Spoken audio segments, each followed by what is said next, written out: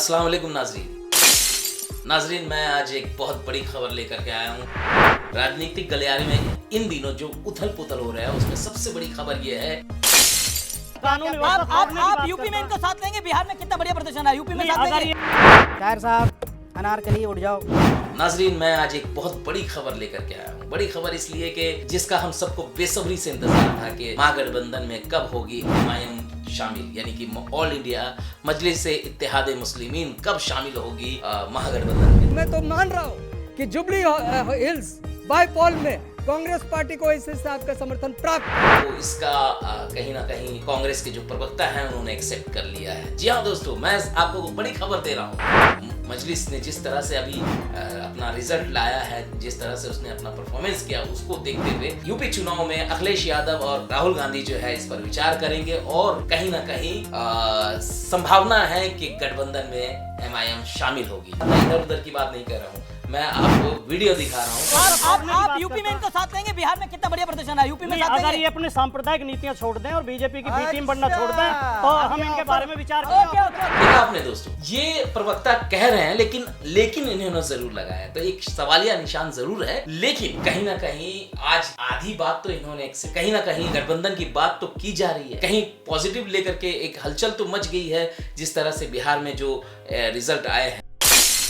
नेताओं ने वोट काटे जिसकी वजह से एमआईएम के प्रत्याशी कम जीते हैं, इसका बदला वो यूपी में लेंगे। क्या कहना चाहेंगे? देखिए, उन्होंने जो कुछ भी कहा है, पिछली बार भी उनकी 5 सीटें थी और इस बार भी उनकी 5 सीटें आई हैं। उन्हें आरजेडी को या गठबंधन को, ये मेरी पर्सनल राय है कि उन्हें ले लेना चाहिए।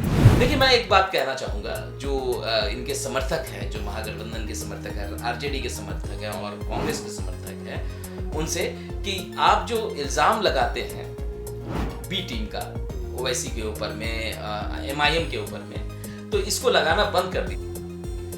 मैं आपको एक बहुत ही कमाल का एक स्क्रीनशॉट दिखा रहा हूँ। ये देखिए, ये वो है जिसमें तेजस्वी यादव के फैन जो है, मतलब उनका जो पेज है, उसमें कहा गया कि राजद 25, कांग्रेस 6, लेफ्ट 3, एमआईएम 5 और आईपी गुप्ता 1, सारे मिलकर के जदयू को 85 को समर्थन दे करके नीतीश जी की सरकार बना दे। टोटल 125 और एक मुख्यमंत्री नीतीश जी हो जाएंगे, दूसरी जो है उप मुख्यमंत्री तेजस्वी हो जाएंगे, एक मुस्लिम को भी उप मुख्यमंत्री बना देना चाहिए, एक मुख्यमंत्री को भी मतलब उप मुख्यमंत्री भी मुस्लिम को बना देना चाहिए। अब आप देखिए, इनके सपोर्टर जो बी टीम का इल्जाम लगाते हैं, वो जब समर्थन लेने की बात आएगी तो एमआईएम को अपनी तरफ गिनेंगे। क्यों नहीं बीजेपी की तरफ गिनते? नहीं गिनेंगे। उनको पता है कि एमआईएम बीजेपी के खिलाफ है, ये सच्चाई को आप नहीं नकार सकते।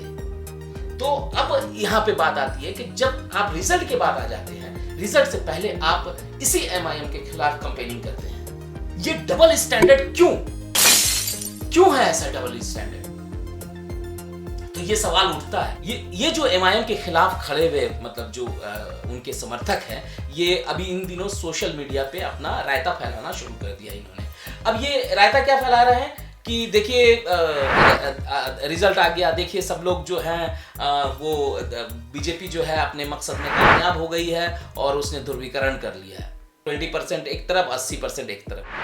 अरे आप लोगों को अक्ल के नाखून नहीं है। अब आप एक चीज देखिए, यहाँ पे ये न्यूज़ 24 का मतलब स्क्रीनशॉट है।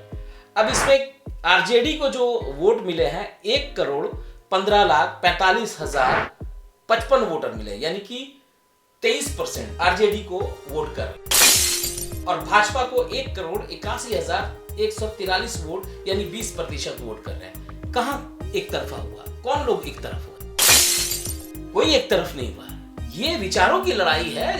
एक विचार वाले एक तरफ जाएंगे, दूसरे विचार वाले दूसरी तरफ जाएंगे। जब सबके एक मतलब रिप्रेजेंटेटिव हैं, सबकी अपनी जातियों के मतलब इस तरह के राजनीतिक दल हैं, तो अगर मुसलमान का मतलब कोई अगर कैंडिडेट मतलब या कोई भी पार्टी खड़ी हो जाती तो इतना बवाल क्यों?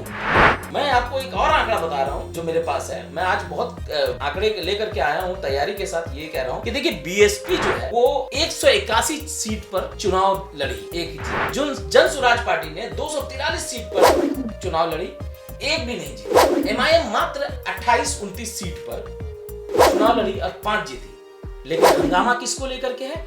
एमआईएम को लेकर। क्यों? जुम्मन कभी बर्दाश्त नहीं कर पा रहे इन चीजों को। तो बातें यही थी दोस्तों, मैं अपने वीडियो में लेकर के आया था कि इन लोगों का के जवाब को आप दीजिए कि ये जो कहते हैं कि एक ध्रुवीकरण होगा, कोई ध्रुवीकरण नहीं होगा। ये कहीं ना कहीं उनकी मैनेजमेंट की गलती है। राहुल गांधी का मैनेजमेंट कमजोर रहा, तेजस्वी यादव का मैनेजमेंट कमजोर रहा। आपने देखा ही है कि किस तरह से अभी उनके परिवार में हंगामा मचा। मैं परिवार पे बात नहीं करना चाहता, लेकिन वो तो सार्वजनिक हो ही गया है कि किस तरह से रोहिणी आचार्य ने इल्जाम लगाया तेजस्वी यादव पर और उनकी जो टीम है उन पर, जब ये खुद ही नहीं जीतना चाहते और आप परेशान हैं, आप मोर्चा संभाले हुए हैं भाला लेकर के।